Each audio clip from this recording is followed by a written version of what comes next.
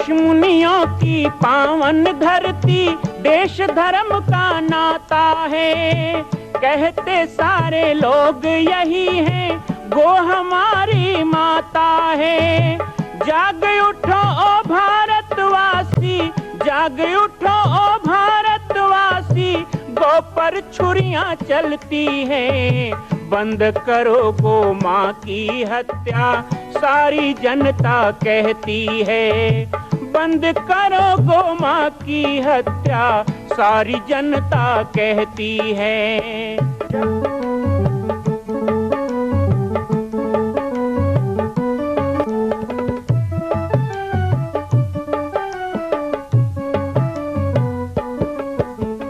जगह जगह पर बूचड़ खाना, लाखों गौएं कटती हैं। किसे सुनाए व्यथा हमारी, नैना नीर बहाती हैं। रक्षा करना गौ माता की,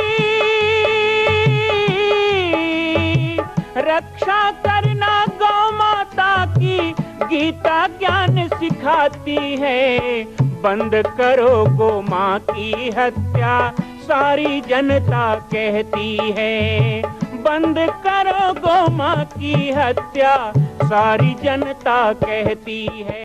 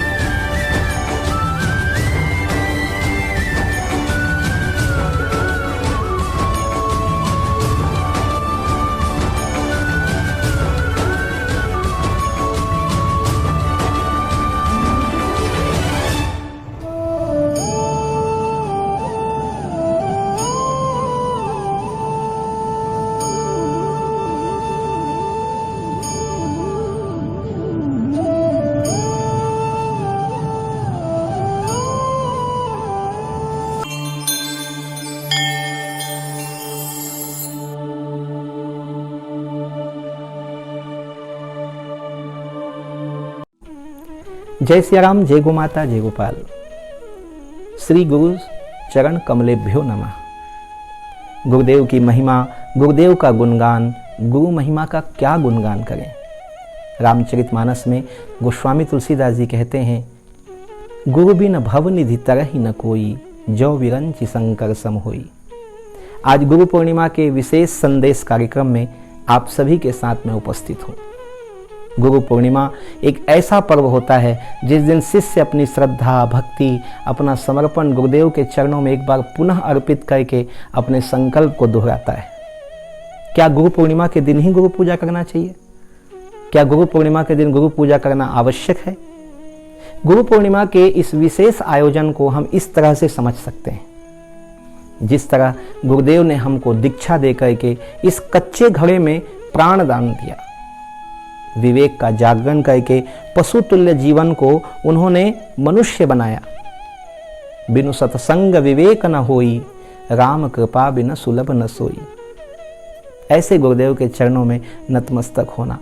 वैसे तो कहा गया, गुरु मूरत मुख चंद्रमा, सेवक नैन चकोर, अष्टपहर निरखत रहो श्री गुरु चरणन की ओर। श्री गुरुदेव के चरणों में ध्यान तो सदैव रहना चाहिए, लेकिन गुरु पूर्णिमा पर विशेष कार्यक्रम, गुरु पूर्णिमा का आयोजन कब से होता आया है, ये एक विषय है। इसे व्यास पूर्णिमा भी कहते हैं। कहते हैं जब व्यास जी ने सभी वेद शास्त्रों का निर्माण किया, लेखन किया, उसके बाद संपूर्ण सृष्टि ने मिलकर वेद व्यास जी का सम्मान किया, उनका व्यास पूजन किया गया। तभी से कथा करने वाले को व्यास कहा जाता है और साथ ही साथ उसमें जो आसन बनाते हैं उसे व्यास गद्दी कहा जाता है। श्री व्यास जी महाराज के पूजन के कारण इस दिन को व्यास पूर्णिमा भी कहा जाता है। आषाढ़ की पूर्णिमा वर्ष भर में एक गुरुतर स्थान रखता है। आषाढ़ की पूर्णिमा से ही धरती को प्राण मिलता है, अर्थात अन्न उत्पादन के लिए बरसात होती है। संपूर्ण धरती को प्राण देने वाले आषाढ़ी पूर्णिमा को इसलिए गुरु पूर्णिमा या व्यास पूर्णिमा के रूप में मनाने का विधान है। गुरु पूर्णिमा के दिन प्रातःकाल गुरुदेव के पास हमें जाने का प्रयास करना चाहिए। गुरु सानिध्य प्राप्त हो, गुरु दर्शन प्राप्त हो, गुरुदेव के चरणों को जल से आच्छादित करके उनका चरणामृत लें, गुरुदेव को तिलक लगाकर, पुष्पों की माला पहनाकर, सुंदर वस्त्राभरण और उनकी प्रिय वस्तु अर्पण करके उनकी प्रसन्नता की कामना करें। वैसे तो गुरुदेव को कुछ भी नहीं चाहिए, उन्हें शिष्य का पावन मन चाहिए। इसीलिए अपने मन को पूरी श्रद्धा भाव से गुरुदेव के चरणों में अर्पण करें। गुरु कौन है? क्या वो जिससे हमने कान फुकाया, मंत्र लिया? क्या वो जिसने हमको दीक्षा प्रदान की? क्या गुरु वो हैं जिनसे हमें ज्ञान प्राप्त हुआ? या गुरु वो हैं जिन्होंने जन्म दे के इस संसार में हमको अवतरित किया? तो कहा गया, मातृ देवो भव, पितृ देवो भव, आचार्य देवो भव, अतिथि देवो भव। माता पिता भी गुरु हैं, इसलिए माता पिता का पूजन कर, प्रणाम कर, गुरुवत उनका सम्मान करें। जो ब्राह्मण हैं, जो पुरोहित हैं, जो विप्र हैं, उनको दान मान सम्मान देकर उस दिन पूजन करें, क्योंकि वो भी हमारे आचार्य हैं, गुरु हैं। जिनसे आपने लौकिक शिक्षा प्राप्त की, संभव हो तो उनको भी आप भेंट कर, उनसे प्रणाम कर, या आजकल फ़ोन का समय है, आप फ़ोन करके उनसे भी आशीर्वाद लें। आचार्य देवो भव। अब बात आती अतिथि देवो भव। अतिथि देव के रूप में आपके दरवाजे में बिना किसी तारीख के भी कोई संत आ जाते हैं, कोई दिव्यजन आ जाते हैं, कोई सज्जन आ जाते हैं, कोई प्रेमी आ जाते हैं, उनको भी आदर करें। 4 देवता हैं, 4 गुरु हैं। स्वामी दत्तात्रेय जी ने 24 गुरु का वर्णन किया। गुरु गीता में इस पर विशेष प्रकाश डालते हुए संतों ने बताया कि 24 गुरु दीक्षित गुरु नहीं है, जिनसे ज्ञान प्राप्त हो वो गुरु हैं। एक शिष्य था, अपने गुरुदेव के चरणों में खूब प्रीति रख के सेवा करता था। संभवतः उसकी परीक्षा लेने के लिए सही गुरुदेव उससे रुष्ट रहते थे, उसके कार्यों पर बार बार वो कटाक्ष करते थे। शिष्य को गुस्सा नहीं आता था, लेकिन दुख होता था कि मेरे गुरुदेव मुझसे प्रसन्न क्यों नहीं है। एक दिन कुछ बात ज्यादा बढ़ गई। गुरु ने कहा कि तुम मेरे नजरों से दूर हो जाओ। शिष्य ने कहा, जैसी आपकी आज्ञा, लेकिन आप मुझे बताइए कि आप मुझे स्वीकार कब करेंगे। गुरु ने कहा, बेटा तू जहां रहेगा वहां एक पेड़ लगाना। वो पेड़ की डाल जब मेरे आश्रम तक आ जाए तब मैं तुझे दर्शन देने आऊंगा। शिष्य चला गया, मंथन करने लगा कि ऐसा कौन सा पेड़ होता है जिसकी डाल इतनी दूर गुरु के आश्रम तक चला जाए, क्योंकि उसे थोड़ा दूर भी रहना था गुरुदेव से। एक संत आए, परेशान क्यों हो वत्स, मेरे गुरु ने ऐसा कहा।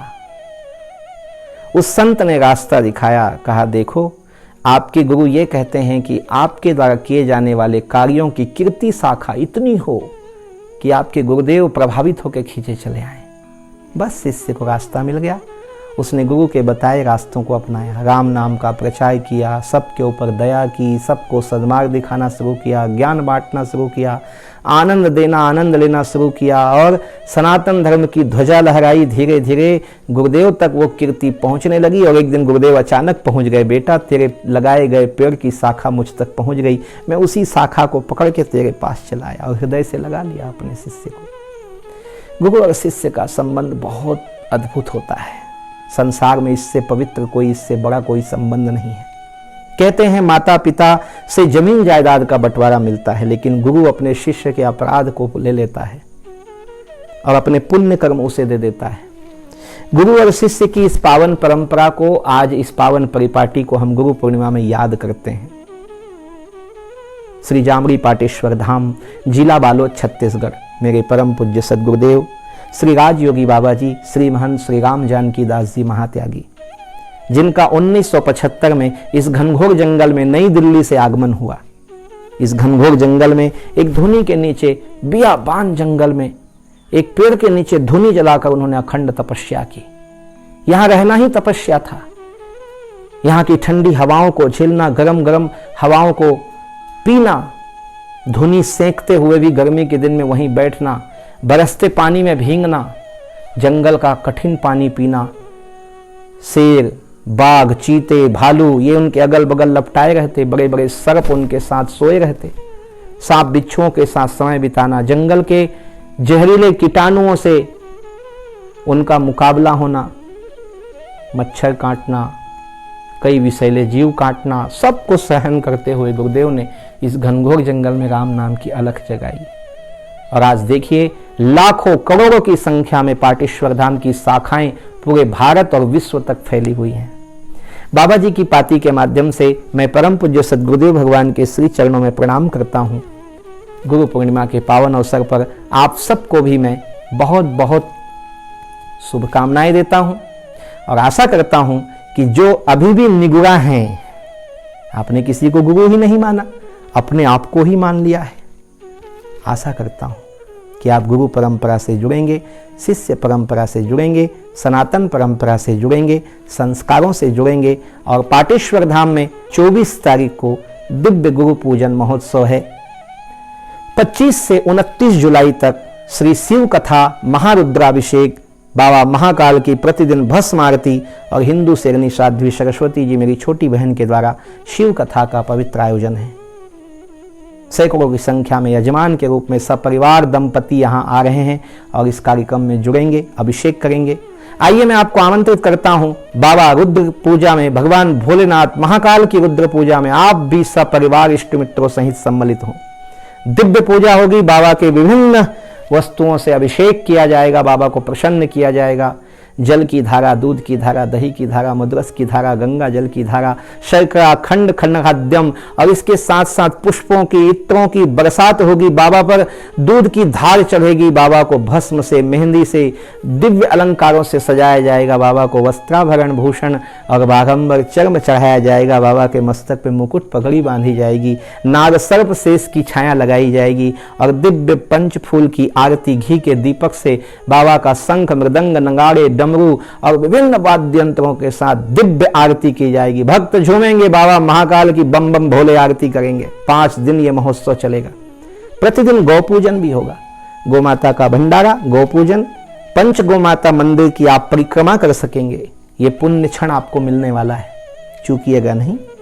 पुनः एक बार गुरु पूर्णिमा की शुभकामनाएं और 25 से लेकर 29 जुलाई के शिव कथा महारुद्राभिषेक भस्म आरती का निमंत्रण देते हुए मैं गुरु पूर्णिमा महापर्व पर श्री राम बालक दास महात्यागी, मां कौशल्या जन्मभूमि मंदिर निर्माण स्थल, पाटेश्वर धाम, जिला बालोद, छत्तीसगढ़ से जय सिया राम, जय गोमाता, जय गोपाल, जय गुरुदेव। मां कौशल्या की पावन जन्मभूमि छत्तीसगढ़ प्रांत में बालोद जिला में स्थित है श्री सर्वसिद्ध शक्तिपीठ जामड़ी पाटेश्वर धाम।